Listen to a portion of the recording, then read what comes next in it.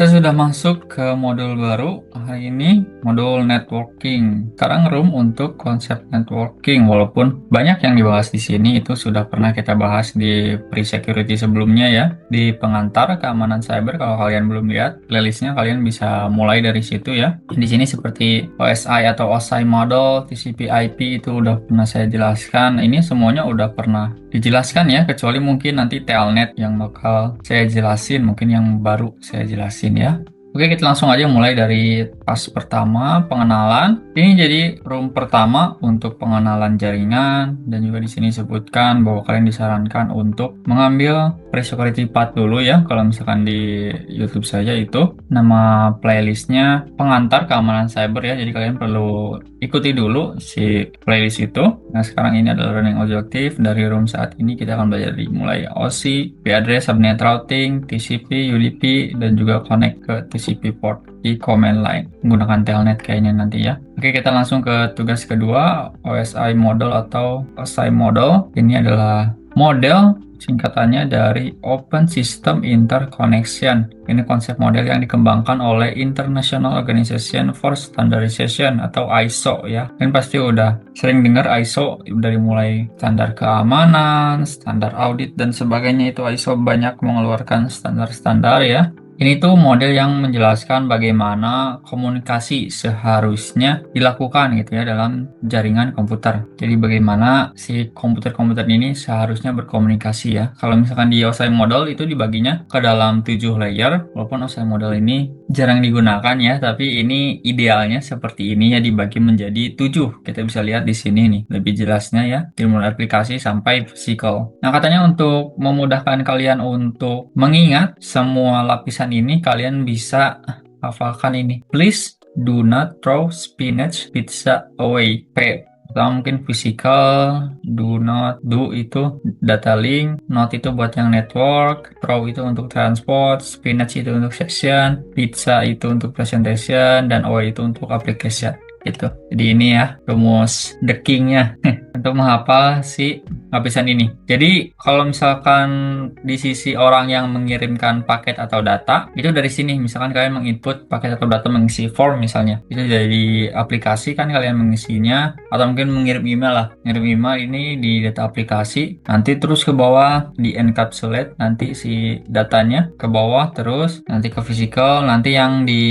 sisi penerimanya nanti sebaliknya ya. Nanti dari physical mereka menerima gitu. Terus kalian kirim melalui jalur mana gitu ya di jaringannya, melalui apa transportnya, sesi, lalu presentation, lalu nanti mereka muncul di aplikasinya mereka, di aplikasi emailnya mereka gitu. Jadi begitu ya, antara pengirim, penerima, sebaliknya. Oke, kita bahas satu-satu si layernya ya.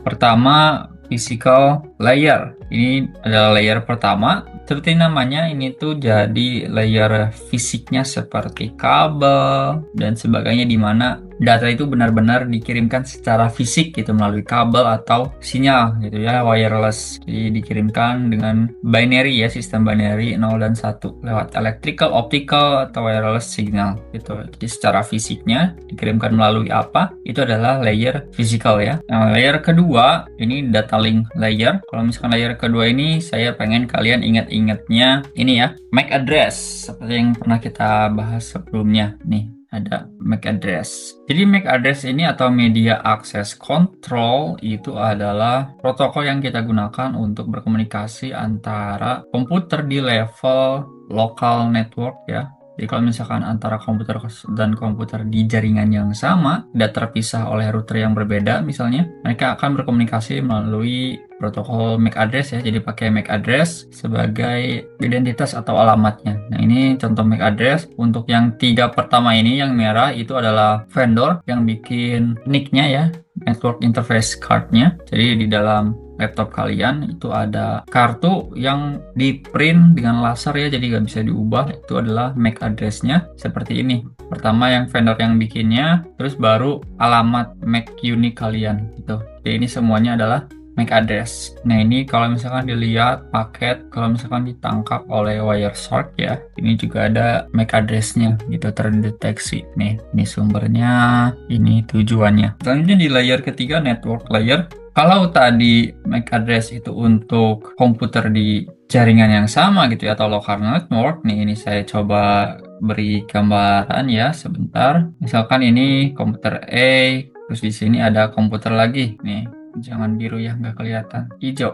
Nah, misalkan di sini ada komputer lagi. Jadi kalau misalkan ini terkoneksi di jaringan yang sama, ini biasanya ada switch sih di sininya. Tapi ini biar menyederhanakan aja ya. Jadi misalkan ini komputer, sorry. Jadi ini misalnya komputer C ya. Nah kalau misalkan untuk komputer A ke komputer C itu bisa kalian pakai MAC address tadi ya. Bisa pakai MAC address. Tapi kalau misalkan buat komunikasi antara A ke B, ini dari sini ke sini, itu kan terpisah ya jaringannya nih. Routernya udah beda. Ini router yang jaringan B, ini router yang jaringan A. Jadi mereka ada di jaringan yang berbeda. Kalau misalkan begini, itu pakainya IP address ya, public IP address-nya. Jadi dari sini emang bisa antara komputer pakai MAC address, kalau ke sini itu pakai IP untuk penentuan jalur dan destinasinya. Seperti itu ya. Nah, kalau di layer 4 itu TCP atau UDP ya. Antara TCP atau UDP yang ingin digunakan. Ini udah pernah saya jelaskan dari Transmission Control Protocol, itu pakai koneksi, dibikin koneksinya melalui three-way handshake ya, yang kemarin SYN, SYN-ACK, ACK. Nah, baru mereka akan ngobrol itu bareng, terkoneksi. Kalau misalkan UDP atau User Datagram Protocol itu nggak pakai koneksi ya, jadi asal kirim aja, asal lempar, nyampe atau enggak, ditangkap atau enggak ya terserah lah, kayak gitu ya. Selanjutnya layer ke-5, session layer. Punten. Teh Ayah. Yuk kemana?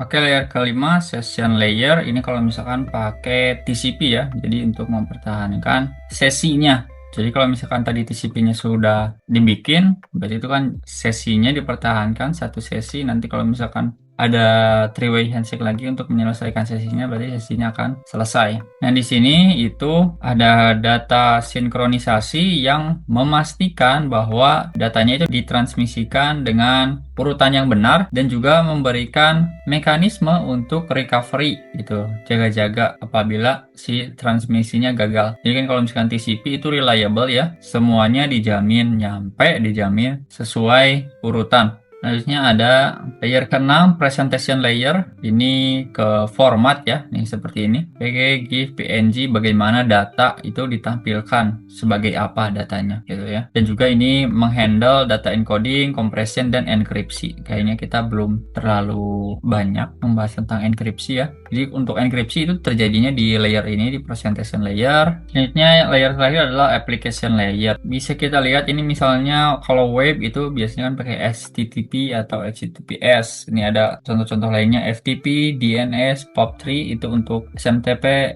IMAP itu biasanya untuk ini ya, email juga dan sebagainya. Ini application layer. Nah, ini rangkumannya dari mulai layer 7 sampai layer 1, kalian bisa lihat sendiri ya main functionnya apa. Physical layer kita coba summary lagi. Ini transmisi data secara fisik ya melalui medianya, mau electrical, optical, atau wireless signal. Data link ini reliable data transfer antara nodes gitu ya, antara dua titik di satu jaringan. Nah, ini pakai Ethernet, Wi-Fi. Selanjutnya layer 3 itu logical addressing dan routing. Ini alamat dan penentuan jalur ya antara network nih, antara network gitu. Pakai IP, ICMP, IPsec. Transport layer itu komunikasi end to end dan data segmentation. Pokoknya ini transport layer mah antara UDP atau TCP ya. Session layer ini untuk menjaga sesinya ya agar berfungsi dengan baik, sinkronisasi dan sebagainya, dan memastikan bahwa data sampai lengkap berurutan gitu. Ini protokol dan standarnya NFS atau ini ya, Network File System dan Remote Procedure Call atau RPC. Nah, ini presentation layer, ini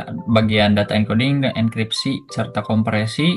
Ini adalah format yang dipakai untuk mempresentasikan data. Selanjutnya adalah aplikasi layer. Menyediakan layanan dan interface untuk aplikasi.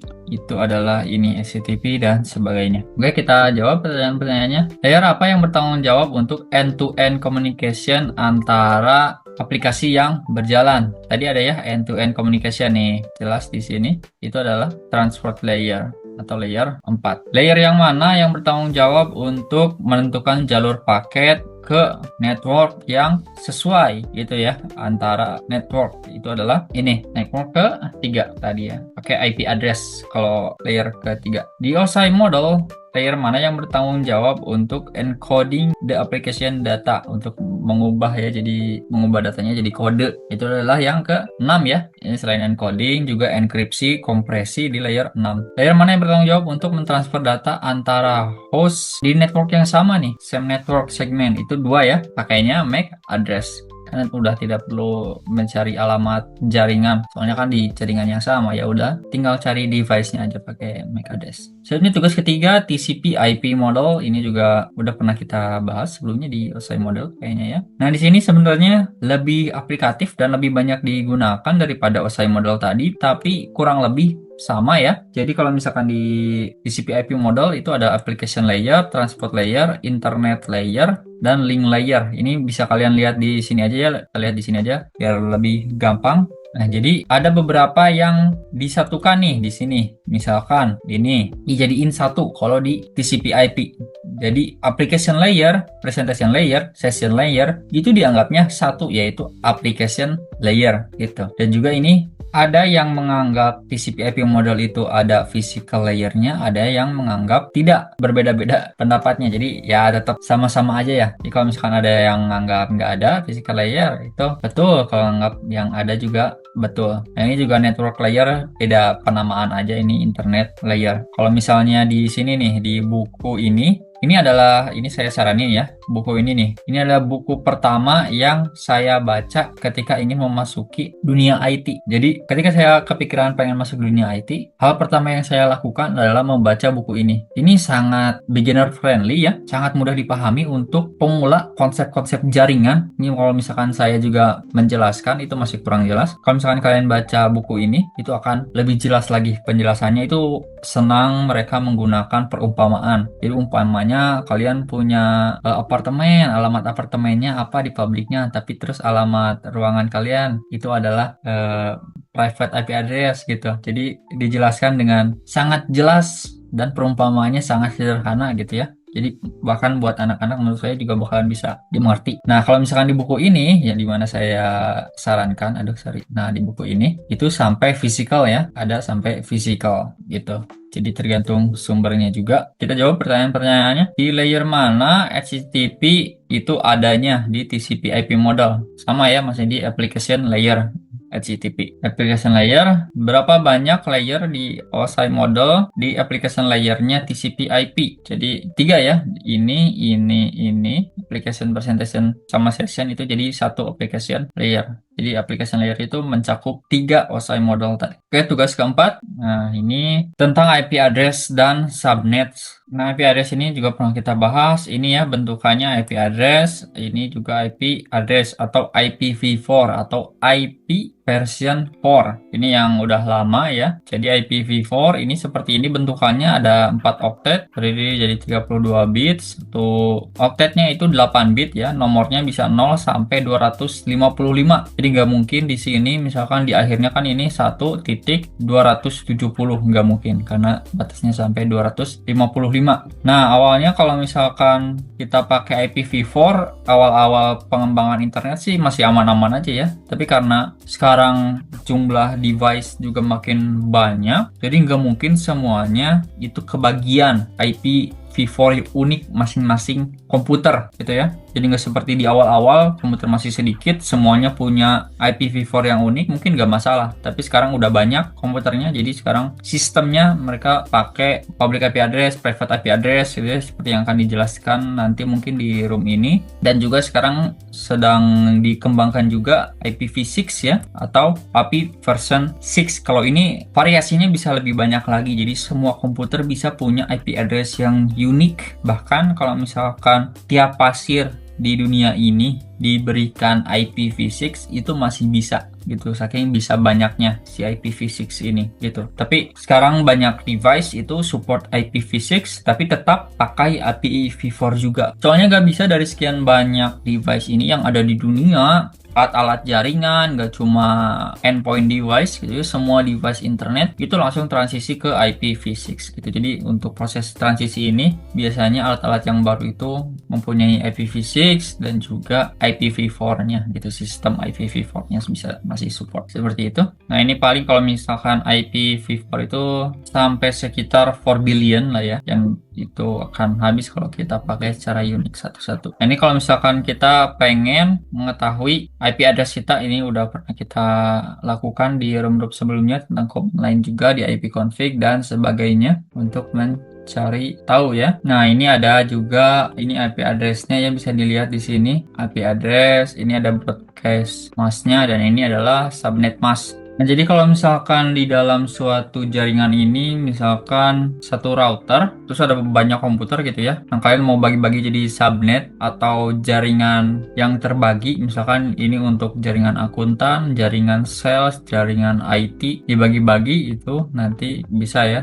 Jadi punya alamat subnet mask. Untuk broadcast address, ini kalau misalkan kalian pengen ngirim sinyal ke satu jaringan semua, itu adalah ini. Karena namanya juga broadcast ya. Jadi kalau kalian pengen kirim pesan broadcast seperti dulu BBM mungkin ya, atau zaman-zaman SMS, itu bisa langsung ke alamat ini tujuannya. Nanti akan di broadcast ke semua device gitu, atau subnet, tergantung tujuan kalian. Nah ini juga memperlihatkan IP dan juga broadcast address-nya. Mungkin kalian bertanya-tanya /24 itu apa ya? Itu adalah si subnet mask-nya. Jadi bisa ditulis seperti ini atau juga ditulis seperti ini /24. Nah ini jadi ada private address dan juga ada public IP address ya. Ini untuk rentang private IP address seperti ini. Dan jangan kaget juga kalau misalkan di rumah kalian ada IP address-nya yang mirip-mirip gitu ya sama IP address device di rumah teman kalian, jaringan rumah teman kalian. Karena itu namanya private IP address ya, sama kayak nomor kamar misalkan A1 di hotel A dan juga ada juga kamar A1 juga, tapi bedanya di hotel B, kayak gitulah. Jadi A1 itu private address-nya, jadi yang digunakan di satu lingkungan hotel itu untuk menentukan kamarnya, data kamarnya, sama juga digunakan di hotel lain. Tapi untuk public IP address-nya itu beda, hotel A dan hotel B gitu. Jadi kalau misalkan kirim paket atau menerima paket tetap bisa nyampe ya, karena beda public IP address-nya. Nanti dilihat public IP address-nya apakah ke hotel A, apakah ke hotel B, walaupun nama kamarnya sama A1 gitu. Ini untuk routing atau penentuan jalur ya. Apa nih? Ini biasanya ditentukan oleh router. Ini adalah layer 3 menggunakan IP address ya. Jadi nanti routernya menentukan kira-kira untuk mencapai tujuan ini paling cepat kemana gitu ya. Apakah harus ke sini dulu, terus ke sini dulu, ke sini, atau misalkan langsung ke sini, atau mungkin ke sini, langsung ke sini, ke sini. Itu tergantung si routernya. Router ini biasanya berkomunikasi juga ya, punya data penentuan jalur juga, ada metode-metodenya. Sedikit disinggung mungkin di room sebelumnya kalau tidak salah. Tapi kalau misalkan kalian pengen tahu lebih detail, baca buku yang tadi ya. Di buku yang saya sarankan tadi itu ada mekanisme detailnya kayak apa router menentukan jalurnya kemana paket kita harus diantarkan. Di antara IP address ini, yang mana yang bukan private IP address? Private berarti kan hanya diketahui di jaringan itu biasanya. Di jaringan yang lain juga biasanya sama ya. Tadi kita udah lihat ada rentangnya nih, rentangnya di sini. Nih dari mulai yang 10, 172, 192 dan sebagainya. Dan yang bukan adalah ini ya, 49 bla bla bla gitu. Ini yang bukan private address. Yang paling umum sih yang ini ya, private address. Dari IP address di bawah ini yang mana yang bukan IP address yang valid? Nah, coba perhatikan. Kira-kira yang mana? Yang ini ya, kira-kira nggak validnya kenapa coba? Karena rentang oktet, satu oktetnya itu tadi 0 sampai berapa? 255. Sedangkan ini ada yang sampai 305. Nggak mungkin ya, soalnya batasnya 255. Kalau ini mendekati 254, 305 ini tidak mungkin. Jadi yang ini 192, 168, 305, 19. Oke, tugas kelima UDP dan TCP. Oke, seperti yang udah pernah saya jelaskan juga sebelumnya, UDP dan TCP bedanya apa? Bedanya TCP pakai koneksi, UDP nggak pakai koneksi ya. Jadi kalau misalkan TCP, jalin koneksi dulu antara komputernya. Jadi si paket yang dikirimkan itu punya sesinya, punya jalurnya untuk mengirimkan paket, dan nanti si paketnya akan dikonfirmasi bahwa oke, paketnya sudah sampai, paketnya sudah diterima, gitu. Paketnya sudah selesai diterima semuanya berurutan dan sebagainya. Atau mungkin ada paket yang hilang, paketnya ada yang hilang, tolong kirimkan lagi ulang gitu. Kalau misalkan yang TCP. Kalau misalkan yang UDP enggak. Soalnya kan kalau yang UDP ini misalkan komputernya berkomunikasi dengan komputer-komputer lain, misalkan enggak cuma satu komputer. Jadi mereka lempar aja. Nanti yang diterima sama yang ini misalkan ngantri siapa dulu yang diterima, tergantung ya. Yang pertama siapa dulu yang diterima, atau mungkin ada yang nggak diterima karena lamanya ngantri dan time to live-nya si paketnya udah lewat, jadi nggak nyampe si paketnya, bisa jadi nggak nyampe kayak gitu. UDP itu ya asal lempar aja lah gitu ya, nyampe atau enggak ya terserah kalau misalkan UDP kayak gitu ya. Nah kayak gitu, tapi seperti juga di room-room sebelumnya saya mention ada peruntukannya sendiri. Kalau TCP kan itu biasanya untuk email dan sebagainya, tadi website juga pakai TCP. Kalau misalkan UDP itu misalkan kita video call, itu kita pakai UDP. Karena kan untuk video call itu harus, atau mungkin telepon pakai internet itu kan harus real time ya. Jadi nggak apa-apa kalau misalkan kita lagi video call itu agak hilang-hilangan, agak macet dikit, tapi masih real time daripada macet terus kayak ngejalanin pesan yang sebelumnya, jadi bingung nanti kita mau ngerespon yang mana, kita mau ngerespon pesan yang ini tapi nyangkanya nanti yang nyampenya ngerespon yang mana gitu ya si pesannya. Saya harap bisa dimengerti ya. Jadi kalau misalkan video call itu pakai UDP karena hilang-hilangan nggak apa-apa asal real time gitu ya, jadi komunikasinya bisa lancar gitu, bisa nyata. Kalau misalkan pakai TCP berat, terus lambat juga nantinya, dan juga nggak real time, jadi bingung. Kita kan kalau interaksi harus real time ya, ditanya apa jawabannya apa gitu. Jangan sampai ketika kita ditanya apa jawabannya malah maksudnya ngejawab pertanyaan yang sebelumnya atau mungkin sebelumnya lagi gitu. Jadi emang harus tetap real time gitulah ya. Aduh, sorry, saya juga agak ini belepotan ngejelasinnya. Nah, ini three-way handshake yang tadi saya maksud ya. Jadi ini misalkan mau ngobrol sama si ini, dia kirim dulu paket SYN atau synchronize ya. Terus jadi si tujuannya ngirim SYN-ACK, synchronize-nya disetujui. Terus dari sini dia oke lagi mau konfirmasi, baru si datanya jalan ya. Setelah ini datanya jalan, terus nanti ada lagi three-way handshake untuk memutuskan sesi juga. Nah, ini komunikasinya itu dijalankan melalui port number ya. Port number itu rentangnya 1 sampai 65.535. Misalnya untuk website itu kan ada 80, kalau HTTP, kalau misalkan HTTPS ada berapa ya? 400 berapa? 33. Ada lupa lagi ya, 400 sekian. Kalau misalkan SSH itu kan 22 si port numbernya gitu. Dia udah ada peruntukannya. Protokol apa yang membutuhkan three-way handshake? Itu adalah tadi TCP ya, yang SYN, ACK. Berapa banyak jumlah port number ya dalam ribu? Itu adalah 65.000. Oke, tugas ke-6 encapsulation. Nah, jadi di sini langsung aja ke ilustrasinya ya. Di sini application data, misalkan kalian memasukkan atau membuat email, terus dikirim dari aplikasinya ya. Nah, lalu akan di-encapsulate, datanya akan dilengkapi dari layer selanjutnya. Ini di transport, ini dari application terus ke transport. Itu nanti akan ada headernya lagi, informasi TCP atau UDP-nya lagi. Kalau misalkan TCP itu disebutnya segmen, kalau UDP itu disebutnya ini datagram di sini. Di ini antara segmen atau datagram ditambahin ke datanya jadi segini. Ketika lanjut ke jaringan, itu ditambahin lagi data header IP-nya. Yang ini ya, ditambah lagi si IP header-nya. Setelah masuk ke data link frame, ditambahin lagi data Ethernet atau Wi-Fi header-nya dan trailer-nya gitu. Nanti ketika proses pengiriman ini akan dibaca dan dihilangkan lagi gitu. Jadi di penerimanya nanti stepnya akan terbalik. Jadi ini akan dihilangkan, lanjut ke atasnya IP header untuk mencari si alamatnya ya. Setelah sampai hilangkan nanti dapatnya si datanya gitu. Jadi kayak kalau misalkan kita kirim bikin surat terus masukin ke amplop, kita bikin informasi apa, gitu ya tujuannya. Nanti ketika dikirimkan terus nanti sampai kantornya nanti dimasukin amplop lagi, terus dikasih informasi lagi, masukin amplop lagi, kasih informasi lagi untuk pengirimannya. Nanti ketika di tujuan-tujuannya si amplopnya dibuka, terus nanti dikirimkan lagi, dibuka lagi, kirimkan lagi sampai nanti di penerimanya bisa langsung dapat si suratnya gitu ya. Jadi encapsulation datanya dilengkapi lagi dengan data lagi, dengan data lagi, dengan header lagi, nanti dibuka, buka sampai dapat si datanya. Nah ini ada ilustrasinya juga ya. Misalnya nih, pertama nih kalian masukkan sesuatu di search page-nya TryHackMe misalkan. Kalian memasukkan pengen belajar tentang network misalkan. Kalian di search-nya tulis network, klik. Nah, lalu pakai HTTPS, kalian bikin HTTP request-nya, lalu dikirimkan ke layer di bawahnya lagi, itu adalah transport layer. Ini baru pakai TCP layer untuk membuat koneksi three-way handshake tadi antara browser kalian dengan web server TryHackMe. Setelah TCP connection-nya selesai, baru bisa kirim HTTP request-nya. Jadi nggak langsung dikirimin ya si HTTP request-nya, tapi minta koneksi dulu, koneksinya udah ada, oke, baru kirimin permintaan HTTP request-nya, di mana HTTP request-nya itu adalah tadi ya, query kita di search page. Nah, jadi si TCP segment yang sudah dibuat itu dikirimkan melalui internet layer. Jadi di sini pakai IP.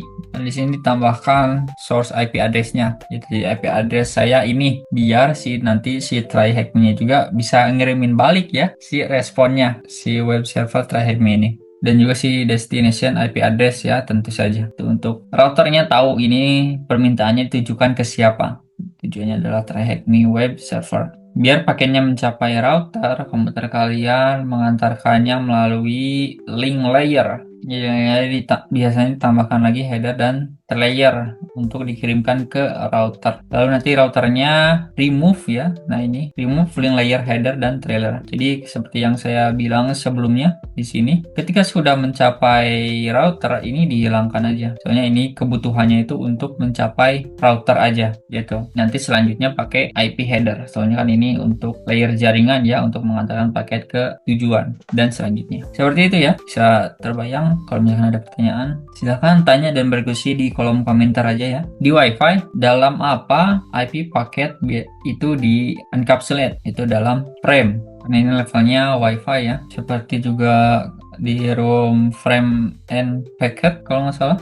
Packets and frame ya, di room itu sudah saya jelaskan ya apa bedanya frame dan paket. Disebut apa UDP data unit yang mengencapsulate application data tadi ya. Jadi kalau misalkan TCP itu segmen, kalau UDP itu datagram. Nah ini kalau misalkan ini TCP itu apa? Segmen. Nah di sini yang ditambahkan ke sini itu apa? Datagram atau segmen gitu. Selanjutnya tugas ke-7 telnet. Nah ini telnet kita bisa langsung start mesinnya aja. Kita tunggu mesinnya. Dan kita juga harus aktifkan attack box-nya katanya ya. Jadi kita akan melakukan koneksi ke salah satu mesin, target mesinnya, menggunakan telnet dari attack box gitu ya. Jadi semoga bisa dipahami. Jadi ini misalkan target, lalu ini adalah attack box. Nah kita akan membuat koneksi dengan menggunakan telnet. Si koneksi ini adalah telnet. Oke ya. Nah, kita lihat bagaimana caranya dan pembahasannya. Telnet atau Teletype Network itu protokol jaringan untuk koneksi remote ke terminal. Di sini kita bisa menjalankan perintah dan permintaan dan sebagainya ya. Dan ini pakai TCP port number gitu. Jadi koneksinya pakai TCP. Nah ini beberapa portnya. Untuk Echo server ini bisa kita gunakan port 7. Itu nanti akan mengembalikan respon yang kita berikan ya. Nanti kita akan coba praktek. Dan ini ada daytime server itu di port 13. Nanti akan memberikan waktu dan hari. Sedangkan ini web HTTP server itu di port 80 seperti yang kita tahu, TCP port 80 untuk meminta web page. Nah, di sini kita akan langsung mulai menggunakan telnetnya ya. Ini dimulai dengan port nomor 7. Kita coba. Oke, enter. Kita buka lagi terminalnya. Nah, di sini oke udah kelihatan ya. Di sini kita bisa langsung menggunakan telnet dengan mengetik telnet. Simple ya. Lalu IP address si target machine kita berapa tuh? Ini sini, copy aja, paste, lalu spasi, tulis port numbernya. Port numbernya akan kita lakukan adalah yang 7 dulu, yang echo ya. Nah, kita sudah terconnect, dan untuk escape-nya itu tinggal kontrol tanda kurung kotak ini. Jadi untuk yang port 7 itu untuk echo misalnya di sini. Nah, jadi si target mesinnya akan mengembalikan apa yang kita katakan gitu. Jadi echo ya, latah aja gitu. Kalau misalnya tulis apapun nanti akan dikembalikan ke kita lagi gitu. Jadi ini yang kita tulis, ini yang dikembalikan dari target mesin ya gitu. Hello lagi gitu. Untuk keluar kalian tinggal kontrol tanda kurung. Oke, ini masih ada di telnetnya ya. Kalian bisa quit aja. Nah, sekarang udah ke Bali. Oke, itu. Selanjutnya kita coba yang ini, yang daytime server ya. Tadi echo server, sekarang yang daytime server. Itu di port 13. Kalian pakai aja perintah yang tadi. Nah, ini 7-nya ganti aja sama 13 karena kita pengen pakai port 13. Nah, ini otomatis akan memberikan kita hari ini, hari, tanggal, dan waktunya gitu. Dan langsung koneksinya di close ya. Jadi cuma menampilkan itu aja dan sesuai ya sama hari dan tanggal. Sekarang kalian bisa lihat di bawah ini, tapi beda time zone ya. Ini UTC 1:46 AM, kalau di saya 8:47. Oke, selanjutnya kita coba untuk meminta web atau request web. Kalau request web ini kayaknya ada contohnya ya di bawah. Oh, ini juga yang tadi. Nah, ini kita di port 80, terus kita harus ketik ini get-nya dan hostnya ya. Kita bisa di copy, mungkin bisa nggak ya, kita coba aja di port 80 ya. 80 itu untuk HTTP. Nah, di sini coba kalau kita misalkan paste, oh, bad request ya. Kenapa bad request? Oh, salah. Coba kita jangan di copy paste ya, coba ketik aja. Soalnya ini malah jadi muncul space-nya di sini. Nah, ini perlu diperhatikan kalau misalkan permintaan web, bawahnya harus ada ini baris kosong nih yang di sini. Nah, yang di situ baris kosong itu harus ada gitu. Jadi kita coba untuk ketik aja semuanya ya, get HTTP bla bla bla. Kita konekin lagi ke port 80. Kenapa nih? Oh, oke, kita udah quit. Kita konekin lagi ke telnet 80. Nah, kita mulai dengan get apa ya, get/http/1.1, get/http/1.1, bawahnya lagi apa, hostnya ya, host telnet.thm host. Nah, kalau misalkan kalian langsung tulis telnet.thm nanti gak akan jalan, masih bad request ya, harus teliti ya, telnet.thm. Oke, kita sudah berhasil ya. Ini udah 200. Oke, dan juga ini ada flagnya. Kita bisa copy aja flagnya, THM telnet master. Copy, masukin ke pertanyaannya yang ini ya. Apa nama dan versi dari HTTP servernya? Ini ya, kalian bisa lihat like TPD dan juga versinya. Masukkan ke sini. Oke, sudah selesai. Sekarang tugas di lapangan conclusion. Kita tadi sudah belajar banyak konsep jaringan ya, dari awal lagi, merefresh lagi pemahaman kita tentang konsep-konsep jaringan dari mulai OSI model, TCP IP models, IP address, subnets, public IP address, private IP address, dan juga tadi TCP, UDP, dan telnet yang baru saja kita praktekkan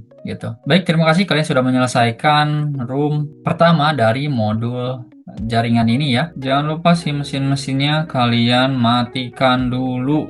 Oke, kalau misalkan menurut kalian video ini bermanfaat ya, tolong bantu di subscribe teman-teman, bantu ramaikan dan kirimkan juga ke teman-teman kalian yang juga mungkin lagi belajar tentang cyber security atau IT secara umumnya ya. Terima kasih, sampai jumpa di video selanjutnya.